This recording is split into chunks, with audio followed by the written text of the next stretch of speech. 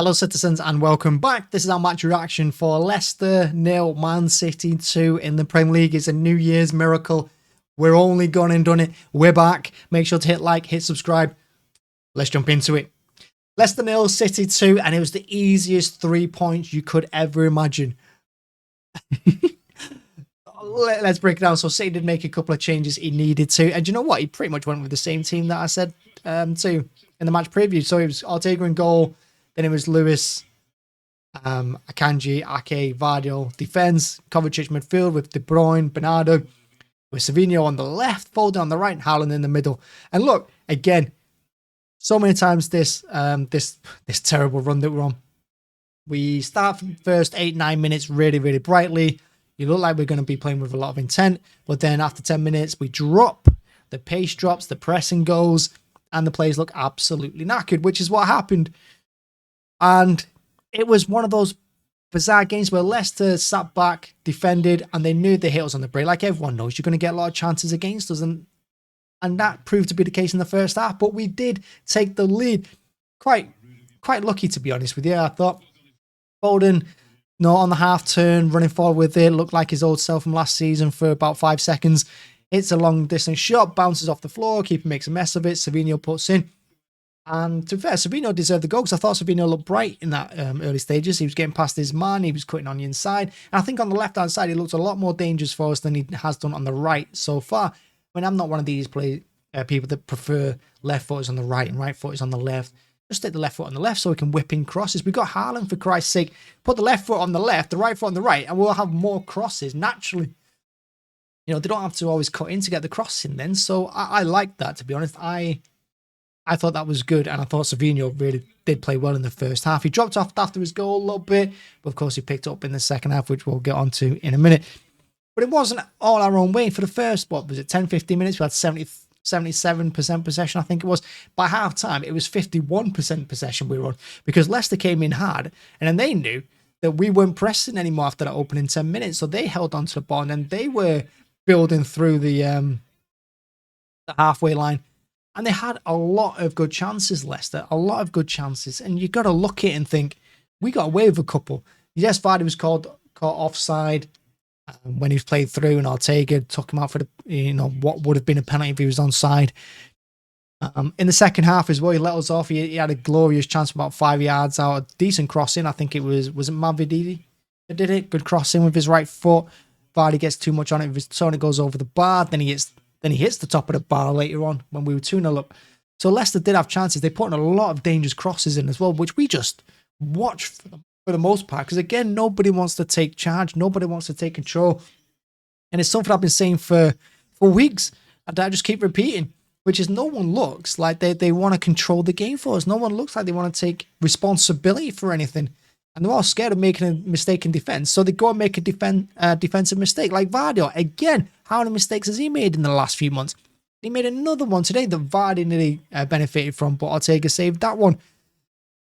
It's bewildering, some of these chances that we're giving away, and that has to stop us. So we kept a clean sheet today, but if Leicester were any better or if Vardy was any sharper, they score 2, 3, maybe even 4 today, Leicester. So we did get away with one. But then again, look, we got the 3 points. That's all that's important, because when we're in this run at the moment, when we're down and out, when we're struggling really, really hard, we cannot score in goals. We're not keeping clean sheets. To score goals and keep a clean sheet and get 3 points, I think this is a fantastic result for us. And away from home as well, it was very much needed going into the new year. And you can see by the look on everyone's face. You could tell by the look on Haaland's face at the end of the game. Usually, like for the last few seasons when he's been here, whenever the final whistle goes, he goes to the fans, and even at the Etihad, he does the whole lap of honour thing, and he claps the entire stadium. The last few weeks, he's just been storming off the pitch. You don't even see him. But he's had a big grin on his face today. You can see how much that goal meant to him. You can see how much it meant to the players as well. De Bruyne went crazy when it went in. Bernardo did. Everyone did. Because everyone knows what a big moment that was, just to get the second goal and just hopefully get the 3 points done. Because I bet the players have been hounded by Pep. And they've been hounded by the fans too, and rightly so. So big performance by the boys to hang in there and, like I said, get a clean sheet in the 3 points. But And on the negative side, you still have to look at it and say we give away too many chances. Too easy did Leicester just cut through us with one pass, you know, because we're not pressing as a team. We saw it all the way through the game. one person presses, the rest of the team just sit back, and then, you know, another Leicester player picks up from a pass, then one player presses from us and everyone else watches. And that way they just cut through our midfield like he's not there, and the defence was left exposed time and time again. And a couple of last-ditch tackles from Ake, Akanji at moments as well. Vardio saved us, but we've got to do better with that. And in particular, we've got to deal with crosses a lot better than what we are, because it looks scary whenever a team breaks on us and they get a crossing. So it just looks like, again, nobody wants to take control, nobody wants to take charge. And I look at Ortega's performance, and it kind of sums up our season so far, to be honest with you, because if you look at the Vardy non-penalty that happened because he was offside, Ortega could have won that ball, but instead he gets the edge of his box and he stops and he let Vardy get onto it. The Vardy mistake, yes, Vardy makes the mistake, but look at what's happening around him. Akanji didn't follow Vardy, he just lets him run off him, because, I mean, he's assuming that Vardy's going to head it back to Ortega and it won't be a problem, but he's still got to go with Vardy. But instead, you just watch him stop and then start like jogging.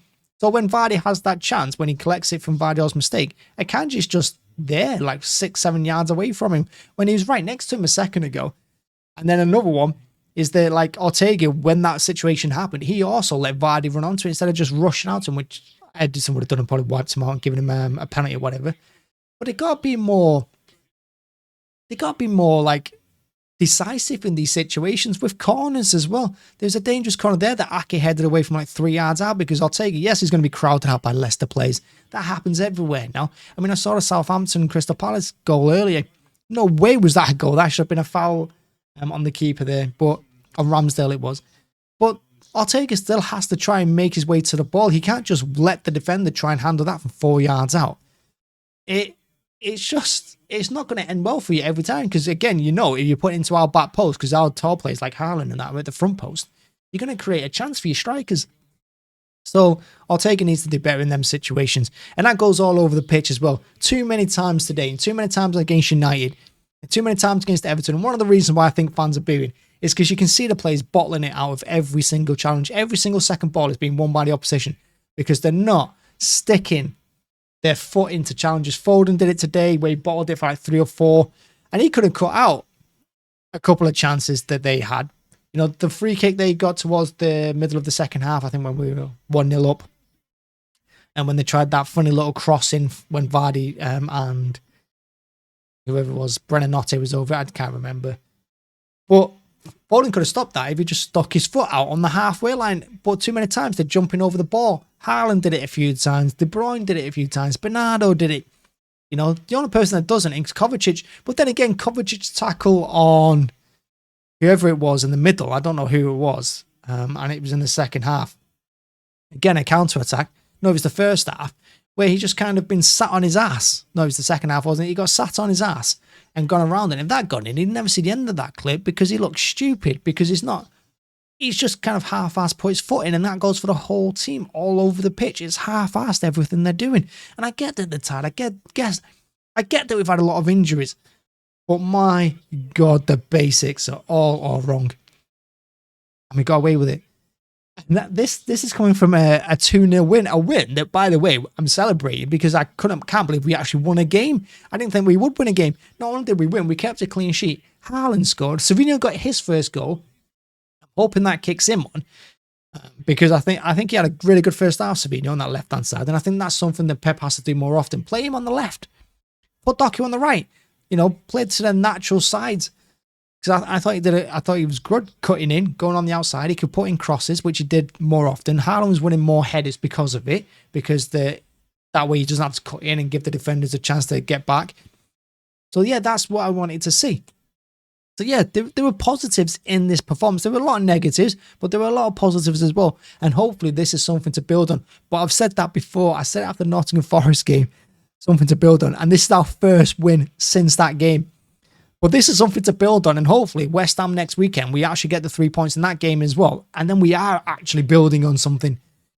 But we've got a long way to go yet, and the players have to get that self-belief back and determination. And that can only come from them. It can only come from them. It can't even come from Pep. It's got to come from the players. And going into January as well, I'm looking forward to seeing what transfers we make, because we need to make transfers. And Pepper said we need to spend in January. I expect us to spend in January. There's a lot of these players that need to be gone. You know, they've done great. We've won the treble. We've won 4 leagues in a row. Can't believe that. It's time to move on. Everything changes. Everything moves on. This team has to move on.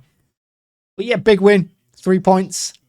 I'm sure there are more things I could complain about. But what's the point? We're going into a new year. We've won. So yeah, we'll just celebrate that, and we go into the West Ham game, hopefully with a little bit more confidence. And everyone's smiling. Everyone's got big smiles. You look at McAtee. I thought he was brilliant today. I mean, rumours are that we're going to try and sell him in January. For the love of God, don't do that.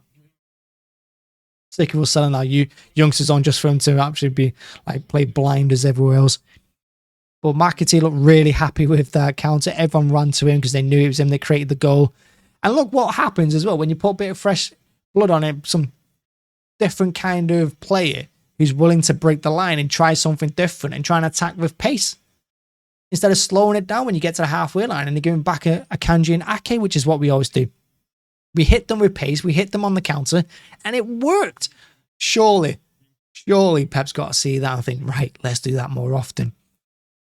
Fingers crossed.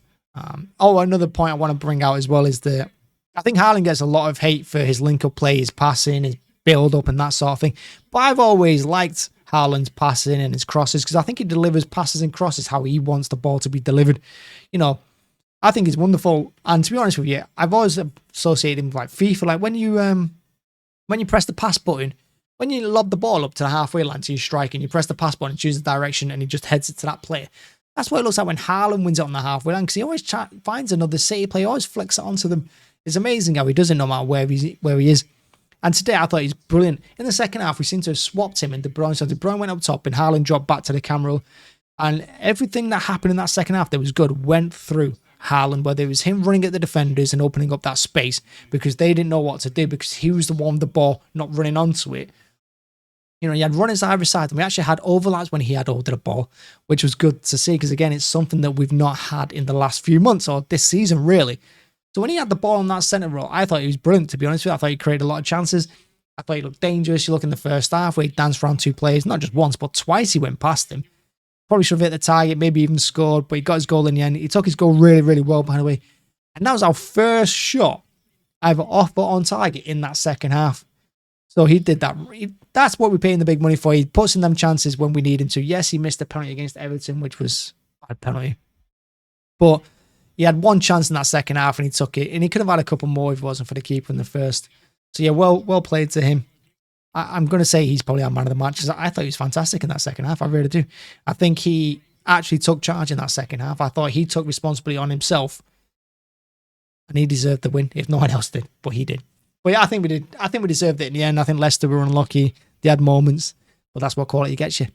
So thanks very much for watching. Thanks for checking it out. Make sure to hit like, hit subscribe. It's been fun. Happy New Year. I'll see you soon. I will do the match preview for the West Ham game. And like I said, I'll live stream that one from the game, I think, as well. Yeah, thank you very much. And yeah, hit like, hit subscribe. We're back.